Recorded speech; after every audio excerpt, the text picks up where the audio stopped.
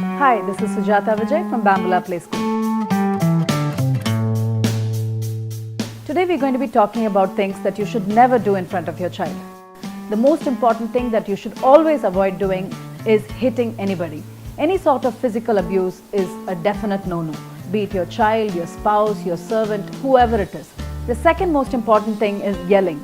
Even if your child is in the corner of a room playing or doing his own thing, please remember that he is listening. He is going to be focusing on what's happening around him. The environment does matter. So make sure you do not yell at anybody. Never ignore your spouse at any given circumstances. Even if you are having a fight, if there is a misunderstanding, please make sure that the child does not get involved. He is noticing the minute you try to avoid him or avoid her and you are trying to ignore each other and make it look like his opinion doesn't matter, the child is going to probably get the same feeling or the same image. The next thing that you should always avoid doing is using foul language. That's the worst thing that you could ever do, is use kind of language that you never ever want your child to learn, especially from you. They are listening to you no matter what they are doing, and they pick up things so quickly. So make sure you use the right language at home at all the time. The next thing that you should always avoid doing is comparing.